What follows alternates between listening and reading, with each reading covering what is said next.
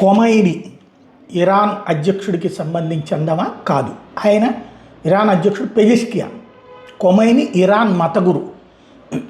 ఇప్పుడు కొమైని అంత్యక్రియలు వాస్తవంగా ఆయన మృతదేహం మొన్న అమెరికా దాడి తర్వాత గతంలో కూడా అనేకసార్లు దాడులు చేసినప్పుడు చనిపోయాడని ఆయన ప్రచారం లేదని ఆ తర్వాత తేలినటువంటి నేపథ్యంలో ఏం కాదేమో అనుకుంటే లేదని చివరికి ధృవీకరించింది. ఇరానే ధృవీకరించింది, ఇరాన్ సైన్యమే ధృవీకరించింది. ఆయన మృతదేహం ఫోటోలు కూడా బయటకు వచ్చినాయి, ఆ రోజున మనం చూసాం.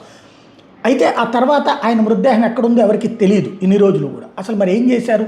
ఏమన్నా అమెరికా అవతలకి తీసుకెళ్ళిపోయిందంటే లేదు. ఎందుకంటే అమెరికా అసలు అక్కడ దిగలేదు. లైక్ ఇరాన్లో మధురోజో విషయమో లేకపోతే బిన్ లాడెన్ని చంపినప్పుడు మృతదేహాన్ని తీసుకెళ్ళిపోయింది. అట్లాంటివి చేయలేదు.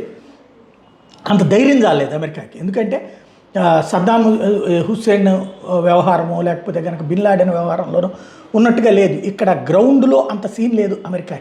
కాబట్టి సైలెంట్గా ఉండిపోయింది. మృతదేహాన్ని వీళ్ళే దాచిపెట్టారు. ఇప్పుడు కొమైని అంత్యక్రియలకి ఏర్పాట్లు చేస్తున్నారు.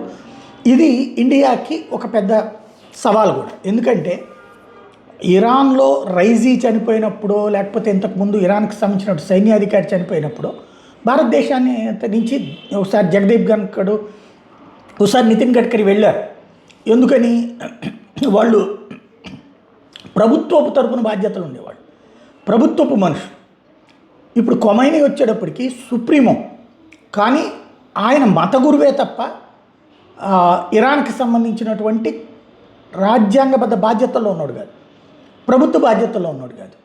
కాబట్టి పంపించాల్సిన అవసరం లేదు. మరి భారత్ ఏం చేస్తుందో చూడాలి.